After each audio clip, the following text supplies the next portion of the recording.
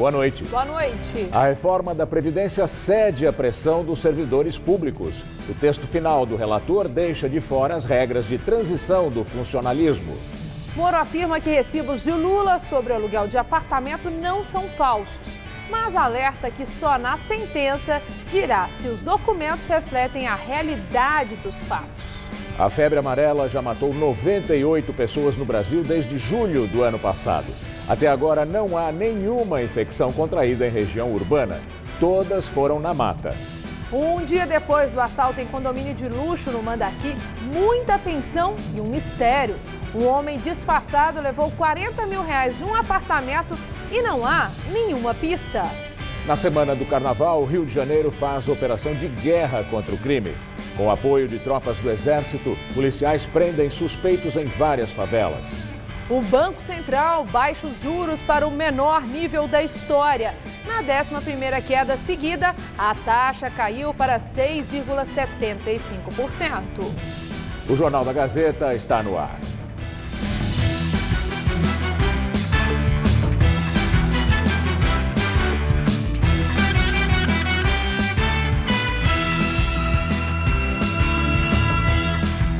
A polícia investiga quem roubou joias e aparelhos eletrônicos avaliados em R$40 mil de um apartamento no bairro do Mandaqui, na zona norte de São Paulo. O clima é de tensão no condomínio. Até agora ninguém sabe como o criminoso entrou e saiu do prédio sem ser visto. O clima é de tensão, porque o mistério continua. Os moradores ainda não sabem como um homem que roubou um apartamento no 9º andar entrou e saiu do condomínio sem ser visto. Para ter acesso a esses prédios no Mandaqui, zona norte de São Paulo, há um forte esquema de segurança, inclusive com reconhecimento facial. O prédio já está tomando as providências, está mudando a segurança. Ontem houve uma reunião com o síndico, polícia, moradores. Mas ainda é uma incógnita. Ninguém sabe, vai ser apurado a filmagem das câmeras para ver o que realmente aconteceu. De acordo com o boletim de ocorrência, ontem, por volta das 9h40 da manhã, o criminoso tocou a campainha, anunciou o assalto e amarrou tanto a moradora quanto a empregada no quarto. A aposentada de 70 anos conseguiu se desamarrar, avisou a filha pelo celular, que chamou a polícia. Mesmo com o cerco da PM no entorno, o homem, que vestia boné e uma meia fina no rosto, conseguiu fugir. E ninguém viu por onde. A aposentada declarou que o prejuízo foi de R$40 mil entre joias e eletrônicos. Os investigadores passaram o dia analisando as imagens de 120 câmeras do condomínio aqui da Zona Norte para tentar identificar o homem que roubou o apartamento. Essa é a terceira ocorrência policial em menos de um mês no mesmo local. De acordo com os relatos dos moradores, há 3 semanas houve 2 arrombamentos na mesma torre onde aconteceu o crime de ontem. E a suspeita é que algum funcionário ou até mesmo o morador esteja envolvido. E nós vamos investigar todos os fatos que ocorreram, até inclusive anteriormente, né? Porque para a pessoa ter um certo acesso a esse autor, né? Pode ser que seja pessoa conhecida. O caso está sendo apurado na delegacia de número 20. Moradores do Butantã, na zona oeste da capital, tentam barrar a construção de moradias populares em uma área de mata na região. Eles temem perder o pouco de verde que ainda existe no bairro. Não dá para negar que este é um refúgio bem do lado da movimentada Avenida Francisco Morato, na zona oeste de São Paulo. Várias espécies da Mata Atlântica rodeiam o rio Caxingui. A gente tem o pau-brasil, a cibipiruna, guapuruvu, tapiaguaçu, que são árvores bastante significativas, bastante importantes de serem preservadas. Mas alguns moradores estão preocupados. É que um projeto pretende construir 5 torres residenciais de moradia popular dentro do terreno de 36 mil metros quadrados. É um bairro que tem um pulmão verde, aí você construir 5 prédios com 1.000 e tantos apartamentos. É uma loucura. Essa discussão começou em 2014 durante a gestão do prefeito Fernando Haddad, do PT. Na época, o plano diretor classificou o terreno como uma zona de interesse social, o que permitiria as obras. Só que em 2016, a lei de zoneamento da mesma gestão mudou a classificação para a zona de proteção ambiental. Com isso, metade da área voltou para a prefeitura para a construção do futuro Parque Linear Caxingui. O lugar já está até listado no Plano Municipal de Conservação e Recuperação de Mata Atlântica. Um dos pontos polêmicos é com relação ao alvará para a execução das obras, que já foi dado pela Prefeitura. O documento foi protocolado em 2015, quando estava valendo a regra anterior de zoneamento, mas quando foi aprovado em 2016, estavam vigorando as regras atuais que protegem o terreno. Os moradores daqui fizeram uma denúncia e o caso foi parar no Ministério Público de São Paulo. O MP abriu investigação para apurar irregularidades e entender melhor a compensação ambiental prevista no acordo da Prefeitura com a construtora. Em novembro do ano passado, a Justiça suspendeu o alvará de execução da obra. A construtora tem até dezembro do ano que vem, que é quando vence o prazo da emissão do alvará, para tentar reverter a situação e começar a obra. O dono do terreno diz que o contrato com a incorporadora já foi assinado. Algumas árvores já foram retiradas. As torres, segundo ele, serão erguidas em uma área específica. A proposta do projeto é oferecer moradias para famílias de baixa renda em uma área que já tem uma boa infraestrutura. O que não se pode admitir é que ali fique uma área verde só para o benefício das pessoas que estão ali ao entorno. De acordo com a Prefeitura, mais da metade do terreno será preservada e destinada para o futuro parque. A Fundação SOS Mata Atlântica teme que o empreendimento atrapalhe a influência positiva que esse pedaço de mata exerce sobre a cidade. Do ar mais fresco, da preservação inclusive de áreas permeáveis para evitar as cheias e evitar as enchentes, uma área de lazer, uma área de esportes, uma área de convívio. Então, quer dizer, ela tem não só um benefício climático, mas também um benefício social para a cidade. O Tribunal de Contas do município e o Ministério Público pediram esclarecimentos à Prefeitura sobre descarga elétrica num poste que matou um folião no domingo. Para o tribunal, o prazo para as respostas é de 2 dias. Para o Ministério Público, 10 dias. O promotor César Ricardo Martins encaminhou o ofício pedindo informações sobre a morte do estudante Lucas Antônio Lacerda para a CET, a Companhia de Engenharia de Tráfego, que é responsável pelo poste onde as câmeras foram instaladas, para a Prefeitura Regional da Sé e também para o diretor-geral da empresa Dream Factory, que foi contratada pela Prefeitura para administrar o patrocínio de 20 milhões de reais do Carnaval de Rua em São Paulo. O prazo para a resposta é de 10 dias. O Ministério Público vai aguardar também a conclusão da investigação policial para saber quais as medidas serão tomadas no âmbito criminal. O estudante de 22 anos teria sido eletrocutado ao tocar no poste que fica na esquina das ruas da Consolação e Matias Aires durante a passagem de um bloco de carnaval. Ele chegou a ser socorrido e levado para a Santa Casa, mas não resistiu. O Tribunal de Contas do município também pediu esclarecimentos detalhados a respeito da morte de Lucas e determinou ainda a adoção de medidas imediatas para garantir a segurança dos participantes nos eventos carnavalescos nos próximos dias, além de pedir para averiguar a condição da instalação das câmeras e que essa instalação obedeça às condições técnicas e também os padrões de segurança. A CET e o Ilume, que é o Departamento de Iluminação Pública da Prefeitura, registraram um boletim de ocorrência alegando que a empresa GWA Systems captou energia do poste sem autorização e instalou as câmeras num pilar usado para sinalização de trânsito. Ao portal G1, Arthur José Malvar de Azevedo, proprietário da empresa, rebateu as acusações, dizendo que teve autorização da Dream Factory para instalar as câmeras e puxar energias dos postes para alimentá-las. A Dream Factory disse que, em respeito à autoridade policial, somente vai se manifestar após o depoimento, que está previsto para amanhã. Um novo balanço do Ministério da Saúde aponta que nos últimos 7 meses o Brasil registrou 353 casos de febre amarela, com 98 mortes. São Paulo e Minas Gerais são os estados mais afetados. Em São Paulo foram confirmados 161 casos e 41 mortes. É o estado com o maior número de doentes, mas em Minas foram mais mortes, 44 em 157 casos. O Rio de Janeiro vem em seguida com 34 casos e 12 mortes. No Distrito Federal houve um caso e uma morte.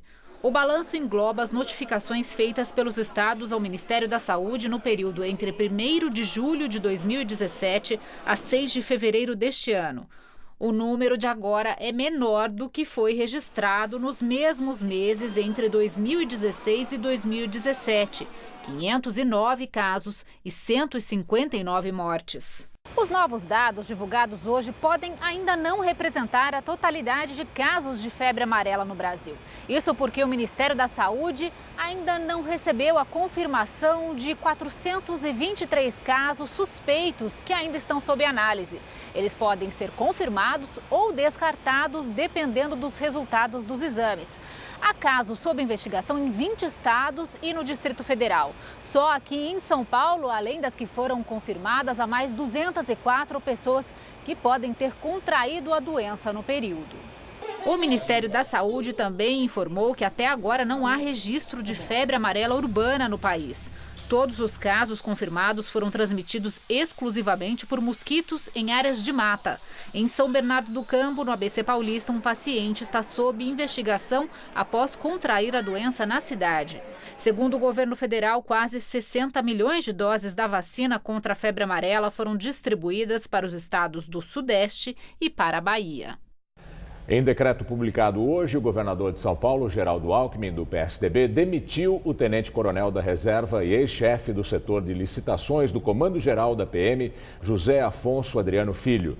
Preso há 10 meses, o coronel é acusado de desviar mais de 200 milhões de reais dos cofres públicos entre 2005 e 2012, por meio de um esquema de fraude nas licitações. Como justificativa, a decisão aponta que Adriano Filho teve conduta indigna e incompatível com a função de um oficial da PM. Além do desligamento, ele não terá direito aos valores recebidos como oficial a partir da data que a Justiça Militar aceitou a denúncia. Adriano Filho já tinha sido expulso da corporação em agosto do ano passado. Mas como não tinha sido demitido, ainda existia a possibilidade de que ele pudesse retornar à corporação. Foi divulgado hoje um vídeo gravado no momento exato da queda do viaduto no Eixão Sul, em Brasília. Ninguém ficou ferido no acidente. O Conselho Regional de Engenharia aconselha a demolição total da estrutura. As imagens de uma câmera de segurança flagraram quando o trecho da via se desprendeu de uma só vez do resto da estrutura de concreto, na manhã de ontem. O vídeo mostra carros passando poucos segundos antes do desabamento no Eixão Sul. Além de atingir 4 carros, as 2 das 3 pistas que seguem sentido norte também caíram sobre um restaurante, mas sem deixar feridos. Hoje começaram as atividades de avaliação do acidente para a recuperação do viaduto, como foi determinado pelo governador do Distrito Federal, Rodrigo Hollenberg, do PSB. No entanto, o Conselho Regional de Engenharia e Agronomia recomenda a demolição total da estrutura, que, segundo o CREA, pode cair a qualquer momento. Num país em que só se encontra respeito ao cidadão nos manuais de administração pública, cai um viaduto e o governador de Brasília avisa que sabia do risco, mas não tinha dinheiro para a obra. Um estudante de 20 e poucos anos morre eletrocutado no meio da rua e o prefeito de São Paulo diz que usaram indevidamente o poste dele. A empresa que instalou a câmera no poste diz que a culpa não é dela. Afunda a pista de concreto dos ônibus e a culpa é da chuva. Um frentista do posto de gasolina mata a tiros 2 pessoas e o dono do posto diz que não tem funcionários armados. Só resta aos pobres cidadãos recorrer ao judiciário e torcer para que os juízes não estejam muito ocupados cuidando de seus imóveis e olerites. Depois das enchentes de Paris no começo do ano, a França sofre agora com as fortes nevascas. Pelo menos 15 centímetros de neve caíram na região de Paris, a maior quantidade desde 2013, segundo o governo. A neve inesperada nas últimas 24 horas causou interrupções da rede de transportes. Autoridades francesas montaram abrigos improvisados nas estradas em toda a região da capital, incluindo o aeroporto de Orly e as estações ferroviárias de Austerlitz e Montparnasse, para abrigar os mais de 1.500 motoristas e viajantes que ficaram presos na nevasca. Alguns parisienses aproveitaram as ladeiras de Montmartre para se divertir com a neve. A meteorologia prevê nevascas na madrugada de amanhã e temperatura de 10 graus abaixo de zero em Paris. Um novo tremor atingiu a região da ilha chinesa de Taiwan, abalada ontem por um terremoto que deixou ao menos 7 mortos e mais de 60 desaparecidos. O tremor de hoje ocorreu no mar a 21 quilômetros da costa, a 11 mil metros de profundidade. As estruturas dos prédios abaladas no tremor de ontem podem provocar novos desmoronamentos, que atrapalharam os serviços de resgate. Por enquanto, em balanços prévios, as equipes de emergência resgataram mais de 240 pessoas e cerca de 830 tiveram que abandonar as suas casas. Aqui em São Paulo, voltou a predominar aqui em São Paulo a temperatura alta, o sol. Nós hoje tivemos 27 graus à tarde. E vai continuar quente por aqui. A Mariana Armentano traz os detalhes da previsão.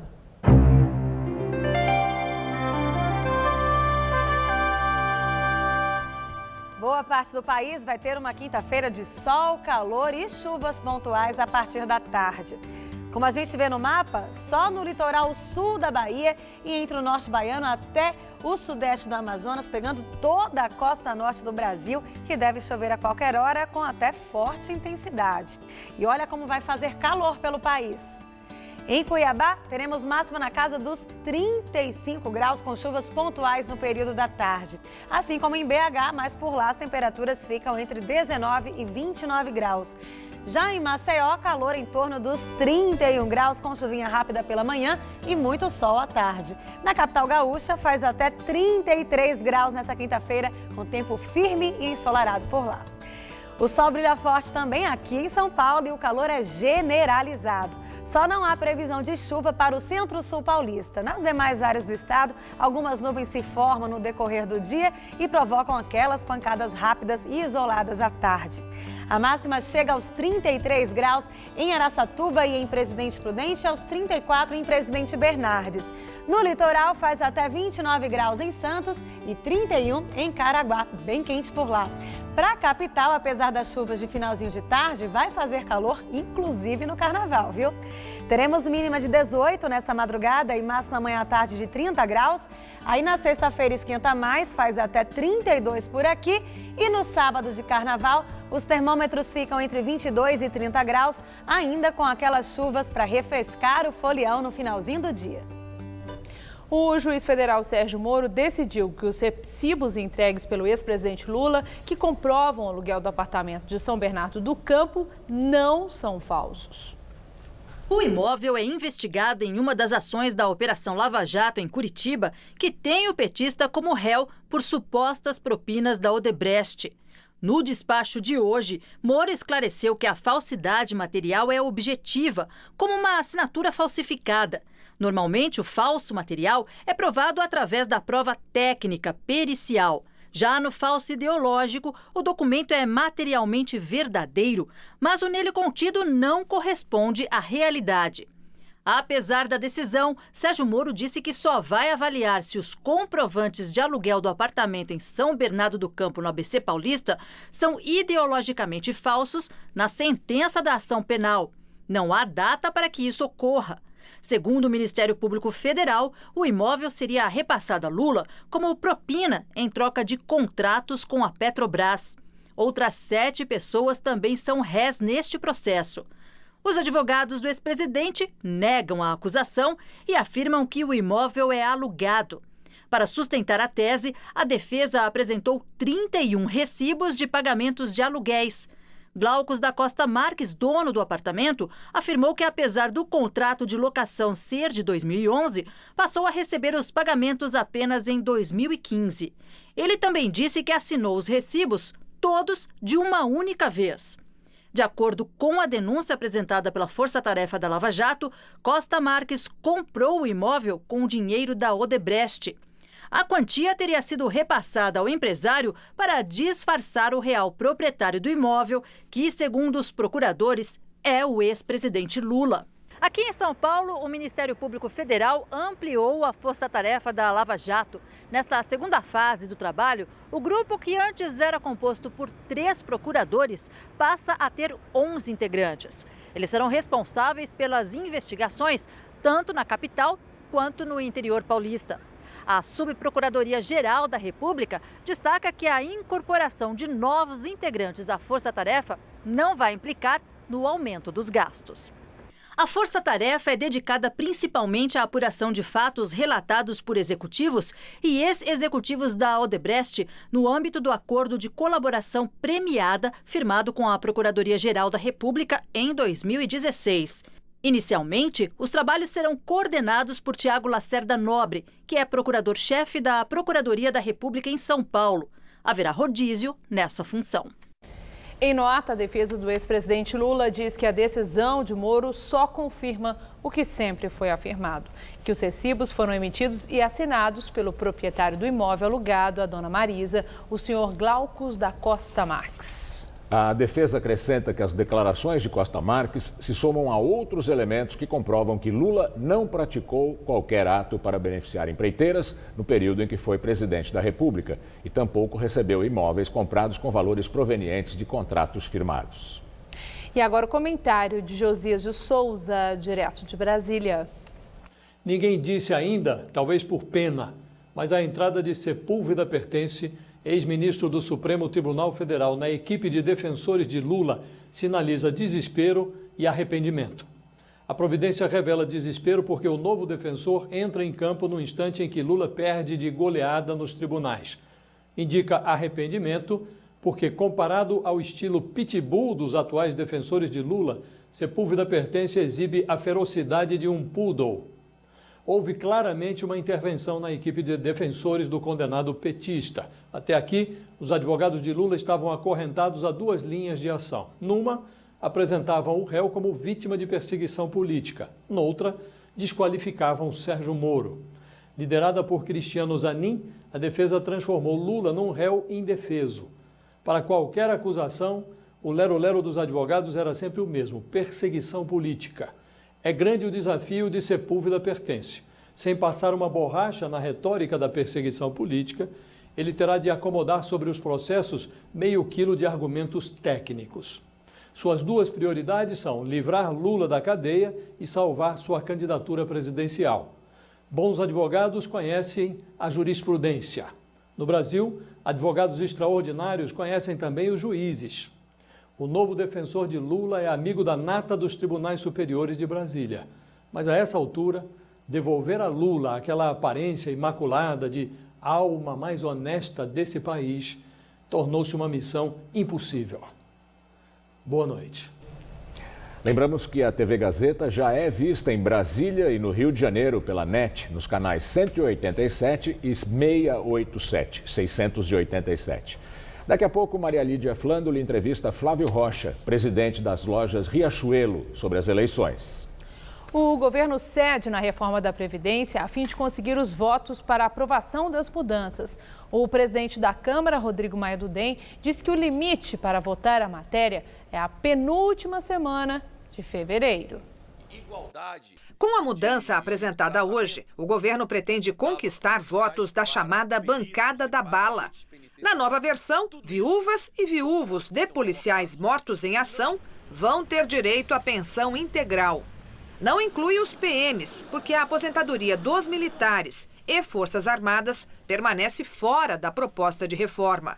Com a alteração, o governo nega que tenha recuado na promessa de acabar com privilégios e manter a isonomia. De acordo com o texto, a aposentadoria rural permanece como está hoje. Também não muda o benefício de prestação continuada, que é pago a pessoas com deficiência e a quem tem mais de 65 anos sem meios de se manter. Acaba a aposentadoria apenas por tempo de contribuição. Só recebe o benefício integral quem contribuir com a Previdência por 40 anos, desde que alcance a idade mínima exigida de 65 anos para homens e 62 para mulheres. Professores, 60 anos e policiais, 55. Para a aposentadoria proporcional, o tempo de contribuição exigido é de 15 anos para trabalhadores da iniciativa privada e de 25 anos para funcionários públicos. O texto deixou de fora mudanças na regra de transição para os funcionários públicos, que pressionam para escapar da idade mínima e manter como benefício o salário da ativa, com os mesmos reajustes de quem continua trabalhando. Isso para quem ingressou na carreira antes de 2003. Os parlamentares vinham considerando a possibilidade dessas concessões. O governo só não incluiu agora porque não tem a garantia dos votos em troca. A nossa orientação é de que só façamos qualquer tipo de modificação que tenha resultado em votos. A reforma é uma necessidade do Brasil e não adianta fazer concessões para aqueles que estão contra a reforma. Precisamos de ter os 308 votos para conquistar essa votação. A discussão da proposta na Câmara está marcada para começar no dia 19. O governo corre contra o tempo para conseguir o apoio necessário, 308 dos 523 deputados, e aprovar a reforma na casa até o fim do mês. Para o líder do governo, sem o apoio que falta, melhor não votar. Senão nós não conseguimos aglutinar nesse processo de discussão os votos necessários para aprovação, ele retirará de pauta e eu tenho o mesmo entendimento que ele. Seria um atentado, eu acho, contra o Estado brasileiro você colocar uma matéria sabendo que você não aprovará essa matéria. Por isso nós vamos fazer todo o esforço. Já o presidente da Câmara, Rodrigo Maia, do DEM, conta com a ajuda dos governadores para angariar votos. Maia disse que o limite é a penúltima semana de fevereiro e que não vai entrar no jogo de empurra com o governo em caso de derrota. Diz que a tentativa é para construir uma nova base, já que, segundo ele, depois de livrar Temer do processo por corrupção, a base do governo caiu. Uma operação com mais de 3 mil militares foi deflagrada hoje na Cidade de Deus, no Rio de Janeiro. Outras favelas também são acompanhadas por policiais para prender criminosos foragidos. 24 pessoas foram detidas nesta manhã em uma ação conjunta da Polícia do Rio de Janeiro e das Forças de Segurança Nacional na Cidade de Deus, zona oeste da cidade. Os militares cercaram a região e pediram o fechamento do espaço aéreo. A polícia também atua em outras comunidades como Covanca, Morro da Barão e Rocinha. Na terça-feira, a Avenida Brasil e as linhas vermelha e amarela foram interditadas por causa de uma operação no Complexo da Maré, que prendeu 2 suspeitos. Houve tiroteio e um menino de 13 anos morreu vítima de bala perdida. Uma outra criança de apenas 3 anos também não resistiu ao ser baleada em uma tentativa de assalto na zona norte do Rio. Já a próxima favela, Kelson, um homem foi preso quando rondava uma unidade da Marinha armado com um fuzil. E agora vamos ao comentário de política com Bob Fernandes. Nesta terça, o FBI estrelou evento em São Paulo sobre corrupção, lavagem de dinheiro, compliance e a Lava Jato. Presente Antônio Carlos Vasconcelos Nóbrega, o corregedor-geral da CGU. Presentes Christopher Delzotto, supervisor especial do FBI, e Leslie Bakhtis, do FBI para a América Latina. Também George McChern, ex-chefe do combate internacional à corrupção do FBI. E Robert Appleton, chefe de execuções governamentais e crimes do colarinho branco do CKR Law, ex-promotor do Departamento de Estado dos Estados Unidos. Evento esse do escritório norte-americano CKR e da Câmara Internacional do Comércio, com empresários, investidores, advogados, todos brasileiros. Proibida a entrada da imprensa. Só imaginem a nossa Polícia Federal estrelando um evento como esse sobre corrupção em território norte-americano. No governo Fernando Henrique, Carlos Costa chefiou o primeiro escritório oficial do FBI no Brasil. Entrevistei-o para 17 páginas. Chamou a tudo isso de influenciar, cooptar. 19 agências de espionagem dos Estados Unidos atuando no Brasil, sediados na embaixada. Jack Ferraro chefiava a CIA. Antes dele, Greg Peter Osh, Bock, Jimmy e Branson Bryan. DAT, A Divisão Antiterrorismo da Polícia Federal já se chamou CDO e SOIP, Instalação de Espionagem Eletrônica criada no governo Sarney, uma doação da CIA. Nos anos Fernando Henrique, a CIA chegou a ter 15 bases regionais no Brasil. No SOIP-CDO, a CIA atuava com a Polícia Federal em, aspas, regime de informação compartilhada. Antes de Márcio Thomas Bastos e Paulo Lacerda chefiando a PF, governo Lula, não havia dinheiro. Mostramos depósitos feitos pela DEA, agência norte-americana, na conta de delegados brasileiros. No hoje DAT, agente brasileiro só trabalhava se submetido antes ao detector de mentiras, testes feitos nos Estados Unidos. Revelamos então os nomes. Após 11 de setembro, o chefe do FBI do Brasil, Carlos Costa, recebeu e recusou uma ordem: grampear, espionar mesquitas e líderes muçulmanos no Brasil. Brasil que teve grampeados Palácio da Alvorada e Itamaraty, biotecnologia, química fina, aço, biopirataria, telecomunicações, energia, entre os alvos. Com Obama, o escândalo e soubemos. A NSA tentou hackear a Petrobras e grampeou Dilma e o Palácio. Em 99, chefiando provisoriamente a Embaixada Americana, confrontado, James Derham foi claríssimo. Aspas, temos o dinheiro, então pagamos e as regras são as nossas. Segue o baile. Bom carnaval. O segundo homem que sacou uma arma na confusão num posto da Avenida Rebouças, na zona oeste de São Paulo, no sábado, é um policial militar. A informação foi confirmada hoje pelo delegado que investiga o assassinato de 2 foliões numa briga que teria começado por causa do banheiro. Segundo o delegado Roberto Krasovski, o PM ouvido hoje como testemunha confirmou que fazia bico de segurança no posto durante as folgas. O dono do estabelecimento chegou a negar que o local contava com segurança particular armada. O frentista Manuel dos Santos Silva, de 47 anos, responsável pelos disparos registrados por câmeras, teve a prisão temporária decretada e é considerado foragido pela Justiça. A chegada do carnaval de rua a São Paulo fez crescer a procura pelo chamado glitter biodegradável. Esse material promete manter o brilho da folia sem prejudicar o meio ambiente. Vai dizer que essa barba rosa cheia de glitter não é a cara do carnaval? E todo esse brilho parece realmente que dá uma luz aí nesse povo. E sempre foi assim, brilhos no corpo para dançar e abalar em fevereiro. Mas o glitter, esse popular, deixou de ser um enfeite ingênuo.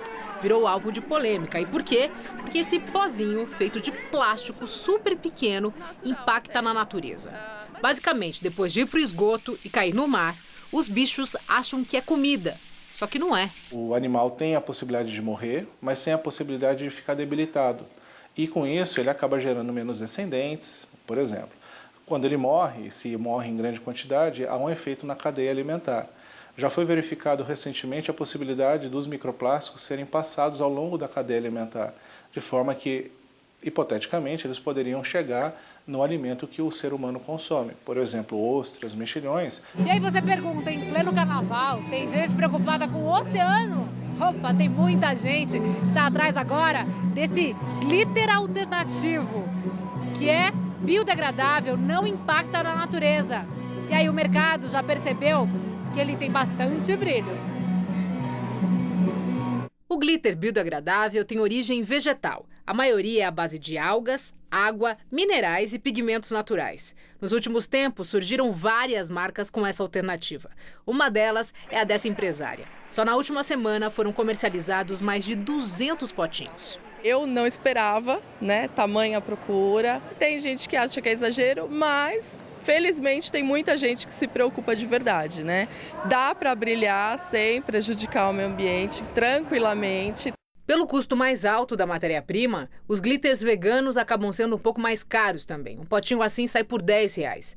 Aí, se você for comparar um do lado do outro, não tem tanta diferença. Pelo menos para efeito de carnaval. Faz bonito igualzinho, brilha muito. Aí, na hora do banho, tanto um quanto o outro vão parar no mesmo lugar, o ralo. E aí que as coisas se diferem. O biodegradável dissolve no caminho e não polui as águas. Já o tradicional, feito de plástico, dura muito mais. Assim como a purpurina, um parente próximo do glitter, também com pedacinhos triturados de polímeros. Segundo o professor da USP, a durabilidade é justamente o ponto alto do plástico. O problema está em onde usá-lo. Se a gente tem o entendimento de que os itens plásticos, que são importantes para várias situações, no mar causam problemas, é importante que a gente busque evitar a entrada deles no ambiente marinho. Na segunda reportagem, com opções de lazer mais tranquilas no feriado de carnaval aqui em São Paulo, o Jornal da Gazeta traz uma sugestão de passeio no centro da cidade. A primeira parada é na exposição do artista norte-americano Jean-Michel Basquiat.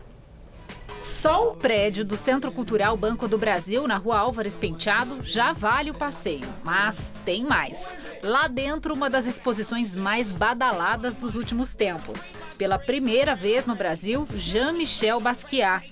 No ano passado, um quadro dele foi vendido por mais de 100 milhões de euros, quase 400 milhões de reais. Basquiat foi um artista negro que viveu em Nova York no auge da decadência da cidade e da efervescência da arte de rua nos anos 80. Filho de um haitiano com uma porto-riquenha, começou a grafitar frases nas paredes e muros da cidade, mas logo passou para outras superfícies. Ele não é grafiteiro, ele não se considerava grafiteiro. Ele usa algumas características da linguagem de grafite, né? Aquela coisa frenética, imediato, figuras frontais. Essa exposição reúne mais de 80 obras de várias fases do artista, como essa pintura da primeira exposição dele em uma galeria. Já essa faz parte de uma série feita com Andy Warhol. Aqui, pinturas em que Basquiat fala do fato de ser negro e do racismo que o cercou. Até a porta do apartamento de uma namorada virou tesouro. A exposição fica em cartaz no CCBB até 7 de abril e é de graça. O espaço vai funcionar no sábado, domingo e na segunda de carnaval, das 9 da manhã às 9 da noite. E se depois da exposição você quiser relaxar em um lugar com bastante verde, com essa carinha de casa de vó e com uma comidinha bem gostosa? E se eu disser que para isso você nem precisa sair do centro de São Paulo? Para chegar no quintal do centro é só descer na estação Santa Cecília do metrô. Quem passa pela rua Barão de Tatuí já repara que a paisagem muda na porta. No local funciona uma charmosa loja de plantas. Acho que podia ter mais lugares, podia ensinar mais as pessoas a cuidar. Eu acho que é bom, é ótimo. Passando pela loja, você chega na parte da lanchonete. São várias opções de pratos rápidos, como empadinhas de gorgonzola a R$ 6, bolo de goiabada feito no local a R$ 5 a fatia e café coado na hora. Para comer, basta escolher um dos muitos ambientes. Salas com móveis garimpados em antiquários e um quintal com mesas na sombra e um balanço. Muito agradável, um espaço com verde aqui no centro, né? Então, perto do Minhocão, né? Perto de uma área que normalmente a gente não vê verde, só concreto. O quintal do centro também vai abrir no sábado, domingo e na segunda de carnaval. Ele encontra um lugar tranquilo para ficar. Se ele quiser vir ler, trabalhar, estudar, fica à vontade.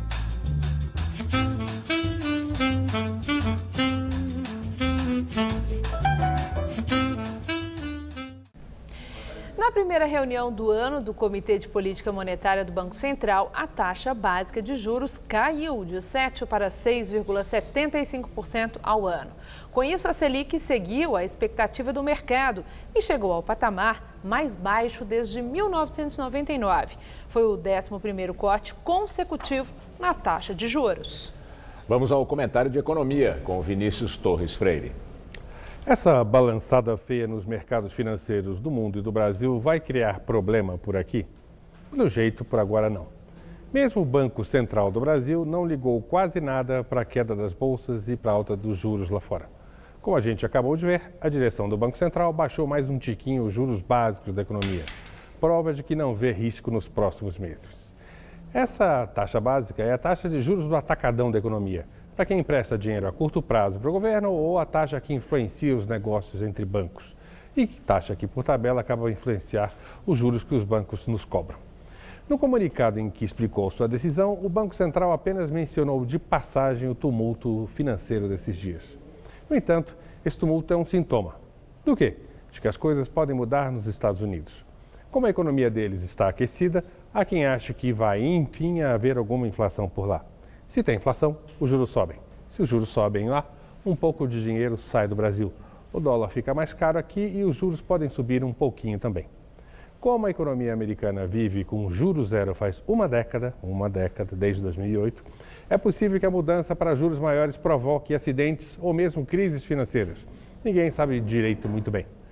Desde sexta-feira, a suspeita de que os juros podem subir mais rápido nos Estados Unidos derrubou as bolsas lá. Como havia umas aplicações financeiras bem malucas que apostam na calma eterna do mercado, teve gente que perdeu muito dinheiro. Daí o tumulto. Ao que parece, essa bagunça vai passar. Mas está para acabar a era do dinheiro muito barato, dos juros quase zero no mundo rico. E isso vai ter algum efeito aqui. Mais adiante, juros maiores, dólar mais caro. Vai ter mais efeito se as finanças do governo estiverem quebradas como estão agora. Ninguém gosta de emprestar dinheiro para devedor com as finanças em desordem. E como o dinheiro está sobrando no mundo barato, muito vem para cá. Quando ficar mais caro, quando os juros subirem, a história vai ser diferente. É bom consertar o telhado da casa enquanto não vem a temporada de chuvas. Boa noite. Vamos agora às notícias do esporte, com Estela Gontijo e Celso Cardoso. Depois do esporte, Maria Lídia entrevista ao vivo o empresário Flávio Rocha, presidente da Lojas Riachuelo. Hoje o São Paulo anunciou a contratação de Valdívia para atuar como meio-campista no clube. O tricolor que logo mais entra em campo pelo Paulistão, no Morumbi, né, Celso? Boa noite. Boa noite, Estela. Isso mesmo, o São Paulo joga hoje contra o Bragantino às 9h45 da noite. Em busca da segunda vitória seguida no campeonato, Dorival Júnior acena com a possibilidade de escalar o meio-campista peruano Cueva na equipe titular. O lateral esquerdo Reinaldo falou sobre a expectativa para o jogo de hoje. Contra o Botafogo, o Reinaldo foi titular. Deu assistência para gol. Teve o nome cantado pela torcida, que agora pega no pé de outro lateral esquerdo, o Edmar. Muito bom, né, para o jogador ter o nome gritado pela torcida. Lá em Londrina, contra o Madureira, foi assim, mas quando acabou o primeiro tempo, cheguei com o Edmar, falei, fica tranquilo, faz o que você está fazendo, que você está fazendo muito bem, porque Edmar não teve nenhum lance de erro que prejudicou a equipe. Reinaldo já sentiu essa pressão na pele, não apenas no São Paulo, faz parte da profissão. Time grande como São Paulo sempre vai ter cobrança, sempre vai estar querendo mais do jogador, vai estar querendo que o jogador seja perfeito, quase perfeito. Então, parei, vi o que eu estava fazendo de errado, consertei. De cabeça erguida, Reinaldo espera atravessar um longo período de paz e de bom futebol no São Paulo. Será que vamos ter bom futebol, Celso? Pelo menos essa é a expectativa. O time do São Paulo está se ajustando, está se acertando. Já venceu no final de semana, ainda não convenceu, mas faz parte do início de trabalho, né? O São Paulo, pelo menos a expectativa é de um ano melhor do que foi o ano passado, quando correu o risco de rebaixamento no Campeonato Brasileiro. E a chegada do Valdívia é uma boa para deixar esse time mais forte.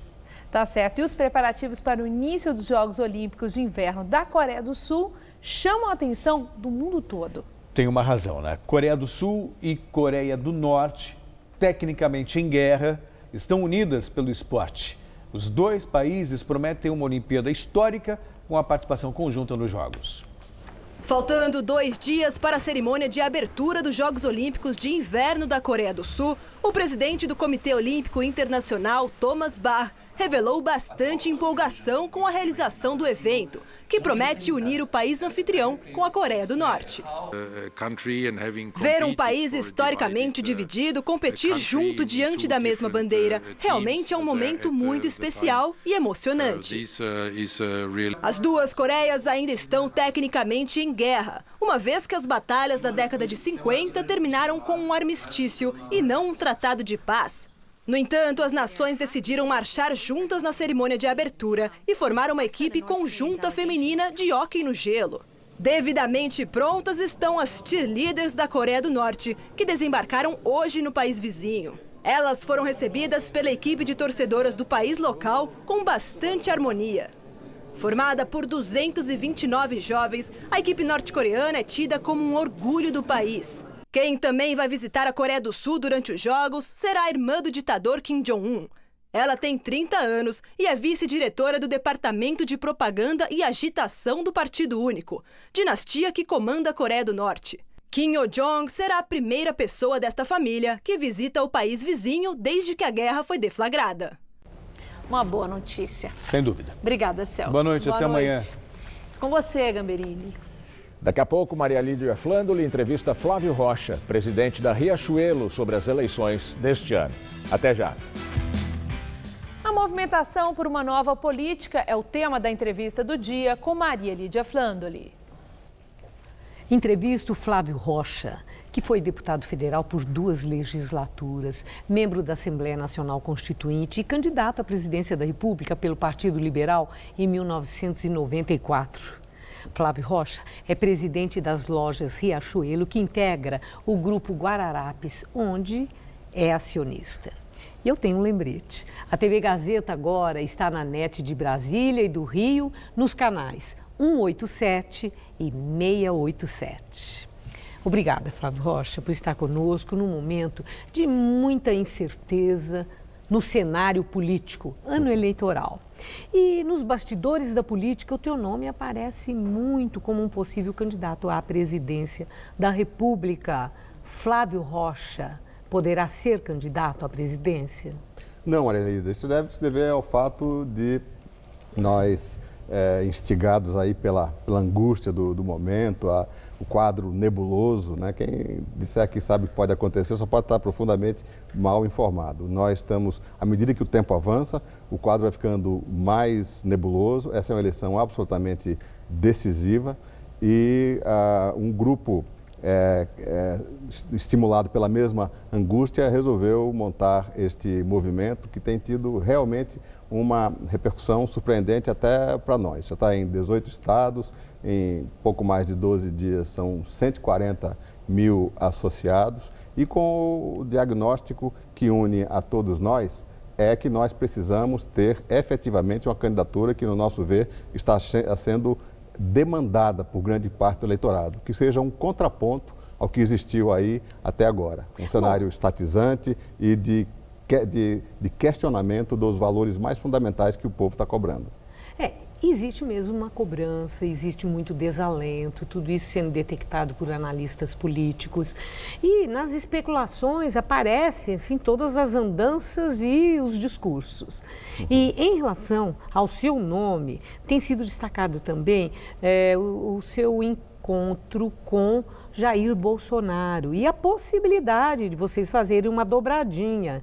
Existe essa possibilidade de Flávio Rocha ser o vice na chapa de Jair Bolsonaro? Maria Lídia, nós temos nos encontrado, e este é o propósito do movimento, com todos os candidatos, todos os projetos políticos. Nos move o fato de nós não termos o candidato óbvio, que é um candidato que seja um liberal na economia, mas seja ao mesmo tempo um candidato que preserve os valores da imensa maioria do povo brasileiro, que é, de certa forma, um questionamento aos valores de esquerda, né? A esquerda, apesar de ideias erradas, ela tem coerência entre o discurso econômico e o discurso dos costumes. Do nosso lado, só os candidatos que aparecem só contrapõem as ideias econômicas da esquerda. Isso é até inócuo, porque as ideias da esquerda, depois de 100 anos de fracasso do socialismo, já estão mortas e enterradas. O que a gente precisa questionar é esse ciclo de questionamento dos valores comportamentais. E isso a gente não vê nenhum dos candidatos colocar. São temas tabus, né? Os políticos, talvez por medo de enfrentar uma intelectualidade predominantemente de esquerda insignificante numericamente, muitas vezes se coloca contra temas que têm 80%, 90% de apoio popular. Mas, isso cria mas você seria vice de Bolsonaro? Aceitaria? Não, eu não seria, porque nós até agora se colocaram, ao invés de aparecer o candidato que seja como nós estamos instigando e cobrando da classe política, que seja liberal na economia e conservador nos costumes, a gente fica vendo discursos cruzados. Talvez pela influência do fenômeno Macron na França, que foi um fenômeno, uma peculiaridade francesa. Não é o que o povo está cobrando aqui. O Macron tinha um discurso liberal, ou seja, de direita na economia, mas totalmente de esquerda nos costumes. Então, não queremos um Macron brasileiro. Acho que o povo está clamando por um Reagan ou uma Thatcher, que tenha coerência entre o econômico e o comportamental. Eu não tenho, volto a dizer, nenhum projeto político nesse sentido. Mas o seu discurso é político. Mas a sua fala, o seu discurso é claramente político. E, inclusive... Talvez pela minha passagem no Congresso no milênio passado. Ou pelos seus interesses e intuitos futuros. E lançou recentemente aquele movimento Brasil 200 anos. Fale para o nosso telespectador, para quem nos assiste agora, o que é o movimento Brasil 200 anos? Maria Lídia, o Brasil 200 anos recorre a um simbolismo, né? Eu acho que muito ilustrativo do que vai acontecer em 2022. 2022 será o dia em que se encerrará, o ano em que se encerrará o mandato do presidente eleito, dos congressistas, dos senadores, dos governadores e dos deputados, né? Só que 2022, se nós vamos ter um país a comemorar ou a lamentar, se constrói agora, em 2018. Alguns meses atrás, a gente imaginava que estávamos surfando aí nos ventos liberalizantes que sopram em todo o planeta. A mudança na Argentina de Macri, né, que está fazendo conquistas e avanços muito significativos na sua economia. Aqui no Chile, com a volta do Piñera, que é realmente um liberal, né, um grande empresário do Chile, o PKK no Peru. A gente imaginava que era o natural aqui no Brasil, seria depois de um período socializante que fez o estrago, que fez que a gente conseguisse montar um projeto que fosse a contrapartida a este período de esquerda. Mas não é o que está acontecendo. Pela incoerência dos discursos, experiências exóticas de direita no comportamento, com a esquerda na economia e vice-versa, o tempo está passando e hoje, se a eleição fosse hoje, nós teríamos, talvez por nosso horror, um retrocesso ao grupo político que destruiu a economia e erodiu os valores brasileiros. Agora, é interessante que o senhor fez um destaque do papel dos empresários nesse momento da vida do país, que o senhor descreve como descreve. É claro, não existe um consenso em relação às suas ideias, mas o senhor é muito claro em expressar aquilo que pensa. E reconheceu já que parte do empresariado brasileiro é sócia do assalto ao Estado, com prejuízos incalculáveis para a população, e que chegou a hora dos empresários brasileiros assumirem a sua responsabilidade para um país com mais prosperidade, justiça social. Que responsabilidade é essa? Maria Lídia, sem sombra de dúvida, boa parte do momento difícil que nós estamos vivendo se deve à omissão do empresário. O empresário, em qualquer sociedade, tem um papel fundamental e indelegável de ser o guardião da competitividade. Se nós estamos aí amargando o 150º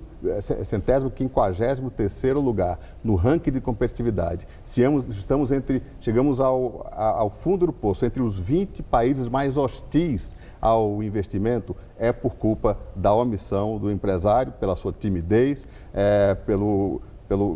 pela sua omissão, que ficou, e ação, e também ação. Pela ação, existe um personagem que muitas vezes é confundido com o empresário, mas não tem nada de empresário. É o empresário de conchavo, o empresário do bem, o empresário que constrói essa competitividade, é o empresário comprometido e julgado pelo livre mercado. Mas uma metástase nefasta do inchaço estatal é o empresário de conchavo. Quando o Estado chega a mais de 40% do esforço de produção nacional, é muito tentador para uma parte do empresariado, ao invés de buscar o seu sucesso na aprovação do mercado, agradando o seu cliente, tentar descobrir a que funcionário público deve dar a propina para conseguir o contrato com o Estado. Isso não é empresário, isso não é livre mercado. Encerrando em uma palavra, diante de uma opção conclusiva, com quem Flávio Rocha ficaria? Alckmin, Luciano Huck, Bolsonaro ou o próprio Temer? Nenhum desses, porque nenhum desses é um liberal, reformista e conservador. Nós existimos para inserir na pauta itens que estão absolutamente ausentes e omissos.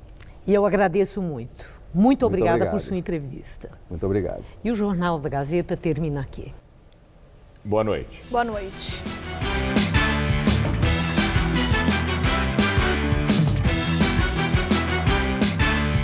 Hoje, 10h30 da noite, no Todo Seu, descubra os perigos por trás da distorção da autoimagem.